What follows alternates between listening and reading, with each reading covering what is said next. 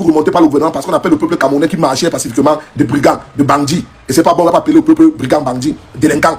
C'est un peu le geste de Francine Ganou. Mais c'est ça qui crée la polémique partout sur les réseaux sociaux. Beaucoup de personnes prennent ça pour du tribalisme. Pour dire que non, parce que Francine Ganou est bamileke, qu'elle est bamileke, c'est pas bon. C'est son opinion, c'est un Camerounais. Voilà Samuel Eto'o. Il n'a pas fait de sortie jusqu'à présent. En 2018, il a fait une sortie qui se tue au président Paul Biya. Personne n'a tiré sur lui, c'est normal. Mais pourquoi la Francine Ganou qui dit qu'il ne peut pas voter Paul Biya, ça devient une polémique tribale? Pourquoi vous faites ça? Voilà Samuel Eto'o qui est l'Africa Foot. Lui dit qu'il est le seul candidat. Vous avez vu quand depuis l'histoire de l'Africa Foot, une personne est le seul candidat. Il est le seul candidat à l'Africa Foot. Et Samuel Eto'o avait dit que le président Paul Biya allait tout donner. Qu'il est Samuel Eto'o aujourd'hui, c'est à cause de président Paul Biya. Que le président Paul Biya allait tout donner. Et Paul Biya a donné quoi à Francine Ganou? Il n'a rien donné. Francine Ganou, c'est un beau comme nous. Il a investi au Cameroun, il recule les gens. Grâce à lui, beaucoup de gens sont passionnés du MMA. Mais pourquoi aujourd'hui, vous venez critiquer Francine Ganou parce qu'il a fait sa sortie? D'abord bien que c'est Francine Ganou, vous avez fait dormir à 1 heure, 2 heures pour voir son match contre Tanzanie Fruit. D'abord bien que c'est Francine Ganou qui a mené la ceinture contre Sirigé. D'abord bien qu'il est bien fait parce qu'il est contre le président. Parce qu'il a donné son avis contre le régime. Vous commencez à tirer sur lui. Donc vous nous forcez. Ça c'est l'aurora. Et vous rappelez, mettez ça à votre tête. Paul Biya, le président Paul Biya, n'est pas le chef du village du tribune. Le président Paul Biya n'est pas le père d'une personne. Le président Paul Biya, c'est le président de tous les Camerounais. Donc si ça n'est pas mal, nous tous on a le droit de parler que ça n'est pas mal. Et ne prenez pas ça comme une injure tribale. Ne prenez pas ça comme une attaque de tribune. Non, on ne voit pas Paul Biya comme un Bassa. On ne voit pas Paul Biya comme un Yaoundé. On ne voit pas Paul Biya comme un Baganté, comme un Nordiste, comme un Sudiste. On voit Paul Biya comme un Camerounais qui est le président des Camerounais. Bon, c'est vous dire, il faut prendre ça seulement sur vous. Vous les bandes de tribalistes là. Si un Camerounais se lève aujourd'hui, parle de son président. Ne dites pas que non, vous ne pouvez pas parler comme notre père. Non, c'est le père de tout le monde. Et quand c'est un fouette, et quand le père fouette tous les enfants mal, ils ont le libre de parler. Bon, arrêtez-moi un peu ça. Laissez un peu d'ordinaire là. Ça veut passer la parole à. Je pense que c'est. Tondi, vas-y, on t'écoute. Après, Miracle, tu prends. Tondi.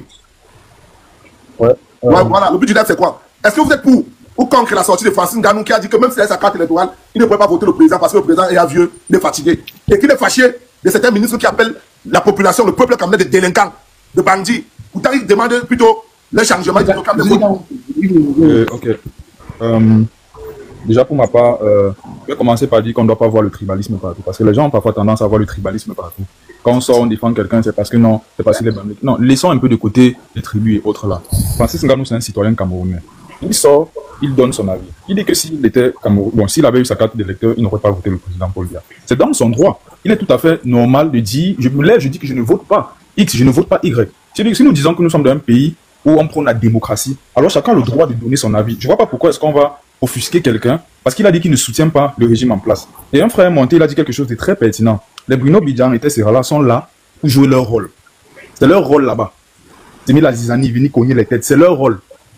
Et voilà, si on n'est pas capable de prendre ça en compte et de rester, je ne sais pas comment dire ça, et de ne pas se garer, de rester focus, alors ils vont toujours continuer à nous cogner les têtes. Ils sont là pour faire ça. Regardez aujourd'hui, on a un peuple camerounais qui n'est même pas uni. Parce qu'on ne partage pas les mêmes avis. Mais je vous dis, cette période électorale a déchiré beaucoup de relations, que ce soit amicales, que ce soit fraternelles, que ce soit sororales. Beaucoup d'amis se sont retrouvés en train de se séparer des autres parce qu'on n'était pas prêt à accepter les opinions des autres. Je vous dis, depuis que quand je suis arrivé en Europe, que j'ai vu à quel point on donne de la valeur à la vie humaine. Je suis estomaqué tous les jours quand je vais au travail. La façon dont la vie humaine est importante aux yeux des uns et des autres. Mais parce que j'ai grandi dans un peuple, dans un atmosphère, je vois le temps. J'ai grandi dans un environnement. J'ai grandi dans un environnement où on n'accorde pas cette importance à la vie. Donc quand j'arrive ici, je vois la façon dont ils traitent les gens, les moyens qu'ils mettent en place pour que les gens se sentent bien dans leur peau. Mais je suis choqué. Je dis encore et je redis, aucune raison ne justifie le fait qu'on tire sur un être humain à bout portant. Vous n'allez jamais voir ça ici. Ici en Europe, on a vu la révolution, les gilets jaunes. Ils sont sortis dans la rue et même il y a eu des casses. Mais je n'ai jamais vu l'armée française ouvrir le feu sur ces gens-là. Parce que pourquoi ils revendiquent leurs droits? Alors si le peuple camerounais sort pour revendiquer les droits, si quelqu'un prend son parti et dit qu'il n'est pas pour le RDPC, ou il n'est pas pour le MLC, ou pour je ne sais quel parti, c'est dans leurs droits. Mais que les choses se font dans les règles de l'art, c'est tout. Quand les Camerounais sortent pour voter, donner les résultats qui sont dans les urnes. On a vu des vidéos et tout. Donc, je vais m'arrêter là parce que mon temps est fini. Ok, merci gars. Merci. Je pense qu'on va passer la parole aussi à Miracle. Par exemple, t'écoutes. Ouais, bonjour les gars, je sais pas. On peut le faire. C'est pas la peine de tapoter le live, ça sécurise. Là, c'est là que tout le monde donne son point de vue. Vous n'êtes pas obligé d'être avec moi. Est-ce que vous êtes pour contre la sortie de Francine Ganou par rapport à son mécontentement par rapport à ça? C'est un peu ça le but du live. Vas-y, Miracle, on t'écoute, donne ton temps. Ouais, bonjour les gars. Bonjour frère. J'espère que la famille va bien. Premièrement, je vais vous demander quelque chose. Quand vous regardez le comportement de nos présidents, parce que vous dites nos présidents, oui, c'est nos présidents de nom jusqu'à l'époque là, jusqu'à présent. Quand on regarde que nos présidents, souvent, même certains peuvent dire que ça, c'est pas un Camerounais, c'est un étranger qui est venu nous gouverner. Ça, il s'en fout, il fait tout ce qui... Tu sais, vous savez combien de Camerounais que ce type abordait dans la vie avant que certains de nous on est. On ne sait pas. Les membres même qui sont vraiment les vraies personnalités dans le monde, qui devaient être certains dans cette vie actuelle, mais on les a volés dans un système terrible. Vous parlez des gens qui sont disparus. Imagine un journaliste simple qui a disparu. Vous connaissez même donc les gens qui ne font rien qu'on a fait disparaître. Par exemple, certains de tes frères, de tes grands frères, tes oncles que tu ne connais pas, que tu étais bébé, qu'ils sont ces mangos, Ongata, papa, une petite chose, ils sont disparus. Maintenant, on revient. Francis Ngannou n'a rien à voir ou gagner dans ce qui concerne l'État de régime de bien. Parce que moi que je parle là, j'ai sorti en aventure avant que Francis Ngannou rêve à venir dans ce chemin. Vous comprenez, non? Mais c'est pour dire donc on regarde bien la personne. Cette personne que vous voyez là, il a foi plus que certains de nous pour être là où il est. L'État lui a donné quoi? Si tu peux regarder, s'il part à l'école, l'État aide par exemple pour l'école, il devrait être quelque chose. Il ne devrait pas aller prendre les risques que nous certains ont pris avant qu'il vienne prendre aussi par derrière. Quand tu passes au désert, tu vois même les eaux de cadavres. Ok. Tambo est au fils. On ne peut pas justifier ce homme. Parce que je connais au moment que, quand je suis allé à l'aventure en 2000, et pas en 2007, j'ai entendu, il a même mis un peu de jeton pour les écoles. L'État a envalé. C'est un somme. Tu comprends? Les sons, c'est la passe. Vous êtes dans un pays que toi-même tu es benguis comme on est là, nous tous. Un pays qu'on dit que tu ne peux même pas d'abord faire la route de chez toi. Il faut venir les donner le dos pour qu'ils en valent. Vous regardez un peu le système, mon frère. Est-ce que c'est normal? On va évoluer comment? Parce qu'on n'a plus besoin que l'État fasse ça. Mais c'est nous qui voulons même faire pour que même le pauvre qui est dans nos quartiers vit sur ces routes-là. Mais il met les conditions pour voler toujours les jetons des gens individuels. C'est quel pays ça? Ok, toi tu es en bain. Envoie même un bouillon ou quelque chose pour soutenir même la famille en bas. La douane veut ta mort. Est-ce que c'est normal? C'est pas normal. Il y a trop de choses, mon frère, qui n'est pas normal, qui ne va pas. On sort en aventure par rapport à quoi? On n'a pas le cerveau, on a le cerveau. On était à l'école, même si on était à l'école un peu qu'on pouvait, on a les projets, on a quelque chose que Dieu quand même nous a béni avec quand on devait évoluer. Mais c'est quel pays ça qu'on ne peut rien. Tu veux même parler, c'est un problème. On te pose les certains ne peuvent même pas parler parce qu'ils ont peur.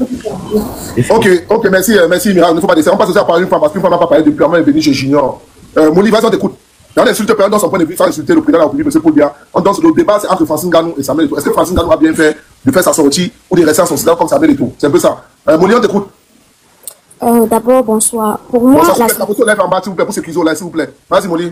Pour moi, la sortie de Ngannou n'était pas nécessaire. Je dis, parce que Ngannou, c'est une personnalité publique. Ce qui fait en sorte que Ngannou a les fans, et ce que Ngannou va dire, comme on lui a dit vraiment, c'est incitation à la Ngannou a les fans. Et comme on connaît que le Cameroun est divisé en deux, là, les Bamileke et les Ekang. Et on sait que la sortie de Ngannou a fait en sorte que ça. Le Cameroun n'est pas divisé, il y a qu'un Cameroun, deux Cameroun, ma mère. Non, non, parlons de ce qui est actuellement, c'est ce qui est là actuellement. C'est pas moi qui le dis, c'est ce qui est là actuellement. C'est pas moi. Donc, ce qui fait en sorte que les propos de Ngannou ont incité certaines personnes à révolter encore plus. Maintenant, moi, je vais essayer de parler un peu plus vite. On va commencer par, je sais pas, il y a Miracle qui disait, je sais pas ce qu'il racontait là. Mais je vais un peu essayer d'aller plus vite pour essayer de vous détailler. Je ne suis personne pour vous détailler, mais je veux vous dire que... Non, tu es un Camerounais, tu es libre de parler, on va t'écouter. Tout le monde est libre de parler, on va l'écouter. Voilà. Je veux vous dire que vous êtes en train de combattre vous êtes en train de combattre le mauvais combattant, une mauvaise personne. C'est pas lui, normalement, que vous devez combattre. Regardez à l'époque d'Ahidjo, quand Ahidjo avait le pouvoir, il y avait quoi avant tout ça? Il y avait quoi avant? Le problème avec vous, certains qui sont en train de vouloir faire le tribalisme, vous êtes en train de vouloir dire que Paul Biya est un mauvais dirigeant, patati, patata, alors que c'est Ahidjo Amadou qui nous a mis dans les problèmes en signant certains accords avec la France. Ce qui fait en sorte que, si c'est que il y a quelqu'un qui dirige le pays ici là, ce n'est pas Paul Biya, ou bien ce n'était pas Ahidjo Amadou qui dirigeait le pays.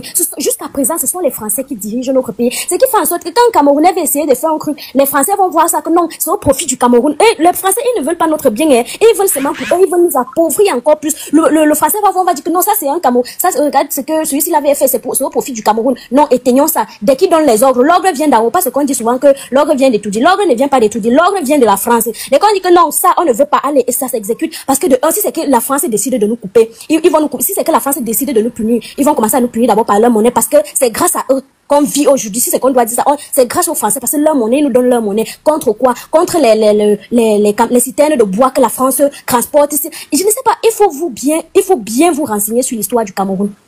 Renseignez-vous. Donc la sortie d'Nganou n'était même pas nécessaire parce que c'est une personnalité publique. Il aurait dû se taire comme les autres personnalités publiques. Personne. Et si c'est que ils ne se sont pas prononcés, c'est parce qu'entre temps au Cameroun, vous voulez la guerre ou bien parce que si c'est que il y a la guerre actuellement au Cameroun, nous les pauvres là, le bas peuple là, nous on va souffrir. Hein.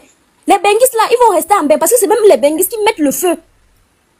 Ce sont les benguistes qui mettent le feu que le Cameroun se brûle. Vous restez en bain. Nous, ici, là, on est au Cameroun, on n'a personne. On n'a ni le gouvernement, ni le truc. On va se brûler. Même les membres du gouvernement, ils vont s'envoler. Vu d'ailleurs que même leurs enfants ne sont pas ici, au Cameroun. D'autres sont en étranger. D'autres sont, ils ne savent même pas là où ils sont, mais ils n'ont pas leur famille ici, là.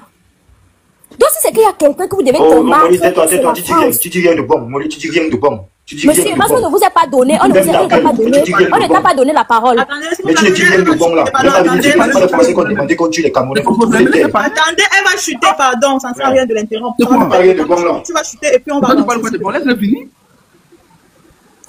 comme je disais, si c'est qu'on doit vraiment faire un combat, ce n'est pas contre Paul Biya. Notre combat doit être avec les Français parce que c'est eux qui nous craignent dans cette boue. Voilà les révélations qu'on a fait l'autre jour que l'ambassade de France qui loue près de, je veux dire, ils sont à près de, ils sont à près de 12 hectares. Ils louent ça à 1 franc par an. C'est-à-dire que vous ne voyez pas à quel point les Français ont autorité sur nous. Ce sont les Français qui gouvernent ce pays, qui gouvernent certains pays africains parce que ce n'est même pas seulement le Cameroun. Ce n'est pas seulement le Cameroun que les Français ont autorité. Donc arrêtez ça, la sortie de Francis Ngannou n'était vraiment pas nécessaire. Je n'ai pas dit qu'il a fait un parti ou bien il sait pas, mais juste qu'il a les fans, il y a les gens qui l'aiment. Donc ce qui fait en sorte que les gens ont pris son côté. Ils ont comment est-ce qu'il peut dire ça? Ils ont pris sa sortie, ils ont considéré sa sortie. Voilà. Molly, merci pour ton intervention. Bon, c'est pour dire. Francis n'a pas le droit de sortir. Bon, c'est ce que tu as dire. Bon, Carré, on t'écoute. Oui. Non, Carré, après tu prends Carré, tu prends. Je parle parce que c'est vraiment parlé parce que ce qu'elle a dit était vraiment incroyable. Je ne sais même pas si elle est camerounaise ou si elle est tchadienne. Quand elle dit que Francis Ngannou n'avait pas le droit de parler, est-ce que quand Samuel Eto'o a fait la sortie en soutenant le président Paul Biya, est-ce que tu as parlé à propos de ça? Pourquoi lorsqu'il s'agit de Francis Ngannou, qui n'a même pas choisi un candidat, mais juste parce qu'il a donné un conseil et donné son avis, ça va devenir l'acharnement un peu de partout. Tu es en train de dire que le Cameroun est dans les mains de la France. Ce sont les Français qui empêchent à votre président, ou bien à ceux qui dirigent votre pays, de sanctionner les gens qui font le tribalisme au Cameroun. C'est la France qui vous pousse à torturer les gens au Cameroun, comme on avait fouetté les bas des pieds de longueur. C'est la France qui fait tout ça. C'est la France qui vous empêche de goudronner les routes. Qu'est-ce que vous racontez? Quand vous n'avez aucun argument, vraiment ne venez pas raconter des choses qui n'ont pas du tout de sens. Voilà, Francis Ngannou, il a fait sa sortie. Il est libre et ça n'a aucun impact sur ce qu'il fait. Parce que si Francis Ngannou aujourd'hui est devenu un grand homme, ce n'est pas grâce, il ne veut même pas dire au peuple camerounais, et ce n'est même pas grâce même à Paul Biya, ce n'est même pas grâce à ce gouvernement. Il s'est battu seul. Il est venu ici en Europe, il s'est cherché. Aujourd'hui, il représente tout le Cameroun. Donc je ne sais pas sur quoi les gens se basent pour dire que le président Paul Biya a tout donné. Qu'est-ce que le président Paul Biya a donné à Francis Ngannou? Il n'a rien donné à Francis Ngannou. C'est parce que vous êtes tellement limité, vous avez tellement de la bassesse dans la tête, vous êtes limité au tribalisme. Et c'est comme ça qu'on vous a éduqué, vous le peuple camerounais. Vous êtes tellement réduit. Je me pose la question de savoir, quand vous faites la comparaison avec d'autres pays, vous n'avez pas honte, parce que vous êtes les plus minables de toute l'Afrique centrale. Vous êtes de l'Afrique centrale. Parce que vous êtes encore réduit. On dirait que vous vivez encore à l'Antiquité. Pendant que les gens progressent, regardez à quel point vous êtes réduit. Que Francis Ngannou ne devait pas parler. C'est un citoyen camerounais avant tout. Avant tout, on met la patrie devant. Et ce qu'il dit, ce que Francis Ngannou dit, ça n'a aucun lien avec ses abonnés, ses fans. Parce que ce n'est pas les fans de Francis Ngannou qui mettent ces muscles-là en jeu. Ce n'est pas les fans de Francis Ngannou qui l'amènent, qui lui donnent la force pour qu'il aille bagarrer là-bas. Tu peux parler ça à une autre personne, mais pas à Francis Ngannou, ma chérie. Tu peux parler ça à un commerçant, mais pas à Francis Ngannou. Apprenez un peu à réfléchir. C'est comment? Yannick, j'ai un invité, je ne peux plus parler. Ok, je pense que c'est Yonkin, vas-y. Après, tu vas prendre tes paroles. Yonkin, vas-y. Ok. S'il vous plaît, vous êtes en bas là, s'il vous plaît, prenez la peine de tapoter le live, de partager, d'encourager. Le live, c'est un live qui est neutre. Tout le monde donne son avis, tout le monde donne sa pensée. Est-ce que vous êtes pour ou contre la sortie de Francis Ngannou qui s'est fait tirer depuis par les réseaux sociaux contre Bruno Bidjan et ses femmes bien? Vous voulez intervenir, vous avez vos demandes, vous tapotez sur live. Vas-y, frère. Déjà, bonjour à tout le monde et j'espère que vous allez bien. Avant de parler sur le sujet, j'aimerais d'abord répondre à certains propos de Molly et aussi ajouter certaines choses que la sœur Caresse a dit ici. Mais vraiment, ma sœur Molly, c'est vraiment décevant certains propos que vous affichez, que vous dites ici dans les panels. Pourquoi? Parce que quand vous vous levez, vous dites que c'est la France qui nous tient au cou et tout, patati patata, nanani nanana. Est-ce que c'est la France, comme la sœur Caresse a dit, est-ce que c'est la France qui empêche à développer le Cameroun? Est-ce que c'est la France qui empêche au gouvernement de mettre les couveuses? Vous savez combien d'enfants sont décédés parce qu'il n'y a pas de couveuse? Les femmes qui accouchent, on ne peut pas mettre les enfants dans des couveuses. Les routes. Est-ce que c'est la France qui empêche qu'on nous donne de l'eau potable, l'eau buvable au Camerounais? On coupe la lumière au Cameroun combien de fois? Est-ce que c'est aussi la France qui demande à ce qu'on coupe ces lumières? Personne. Donc quand vous venez vous dire que c'est la France n'a rien à voir avec tout ça. Rien.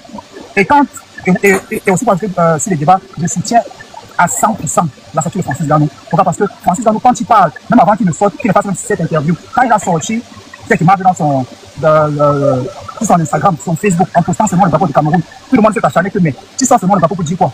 Pourquoi tu ne parles pas de ces patatas? Tout le monde s'est fâché contre lui. Bon, maintenant, quand il sort et il dit ça à vive voix, en live, qu'il n'allait pas supporter le régime qui est en place, pourquoi s'acharner sur lui? Il n'a pas le droit de le dire. Il a tout à fait le droit de le dire. Pourquoi? Parce qu'en disant ça, il dit que si c'était son grand-père, son père, il n'allait même pas accepter. Pourquoi? Parce que nous savons qu'à un âge, on ne peut plus gouverner, on ne peut plus gouverner. La preuve, quand le président est en train de... Quand Francis Ngannou parle, le Cameroun tremble. Et cette fois, son silence vaut plus que 1000 discours, et sa phrase a réveillé un pays qui n'en peut plus. Le débat est ouvert. La scène a surpris tout le monde. Un simple message, quelques mots, et le pays s'enflamme. Pas de violence verbale. Pas d'attaque frontale. Juste une vérité dite sans crier, mais qui éclaire un malaise profond. Francis Ngannou n'a pas besoin de faire de grandes déclarations. Sa force n'est pas que physique. Elle est morale. Elle est symbolique. Et quand il parle de la situation du Cameroun, ce n'est jamais pour diviser. C'est pour réveiller. Et cette fois encore, il a touché un point sensible. L'écart grandissant entre ce que vivent les Camerounais et ce qu'on leur promet depuis trop longtemps. Le pays traverse une période où chaque mot compte, où chaque geste, chaque déclaration peut devenir un signal. Et Ngannou le sait. Il comprend le poids de sa voix. Une voix respectée, écoutée, impossible à manipuler. Alors quand il s'exprime, les réactions fusent. Certains y voient un cri d'espoir, d'autres un message codé, et d'autres encore un rappel douloureux de ce que le pays refuse parfois d'affronter. Mais ce qui choque le plus, ce n'est pas ce qu'il a dit, c'est ce que ça révèle. Un pays fatigué, une jeunesse essoufflée, des citoyens qui n'attendent plus des discours, mais des actes, du concret, du réel. La phrase de Ngannou tombe comme un miroir qui renvoie l'image d'un Cameroun qui doute, qui cherche son souffle, qui réclame plus d'écoute, plus de justice, plus de transparence. Et pourtant, dans ce tumulte, une autre question se pose. Pourquoi ces mots ont-ils eu autant d'impact? Pourquoi une simple prise de parole crée-t-elle autant de tension? La réponse est simple. Parce que le peuple se reconnaît en lui. Il dit ce que beaucoup pensent. Il ressent ce que beaucoup vivent. Cette première vague de réaction montre une chose. Le Cameroun n'est plus dans une période d'indifférence. Il est dans une période d'attente. Une attente forte. Une attente brûlante. Une attente qui ne se satisfait plus de slogans. Et c'est là que tout commence. Parce qu'au-delà de la polémique, c'est un débat national qui s'ouvre. Et personne ne peut l'ignorer. Ce qui frappe dans cette affaire, ce n'est pas seulement la phrase de Ngannou, c'est tout ce qu'elle déclenche autour. Comme si le pays attendait un signal, un déclic, un mot qui libère ce que chacun gardait en silence. Parce que son message arrive à un moment délicat. Un moment où le Cameroun doute, où le peuple observe, où les tensions s'accumulent, où les déceptions s'empilent année après année. Et soudain, la parole d'un homme extérieur au système. Mais tout le monde face à une réalité. Le malaise est plus profond que ce qu'on croit. Plus large, plus ancien, plus ancré. La situation politique du pays semble figée. Les frustrations s'accumulent dans les quartiers, les villages, les villes et même dans la diaspora. Chacun ressent que quelque chose ne tourne pas rond, mais personne n'ose vraiment le dire haut et fort. Sauf quand c'est Ngannou. Lui, il le dit sans agressivité, sans provocation, sans insulte. Il pose juste une question, une interrogation qui frappe en plein cœur. Et maintenant, qu'est-ce qu'on fait? Ce n'est pas une attaque, c'est une interpellation, une demande de clarté, une invitation à regarder la vérité en face. Et c'est ce qui fait trembler. Parce que la vérité, c'est que beaucoup de Camerounais ne se reconnaissent plus dans ce qu'on leur présente comme progrès. Ils voient la vie chère. Ils voient les difficultés au quotidien. Ils voient les blocages, les retards, les décisions qui tardent.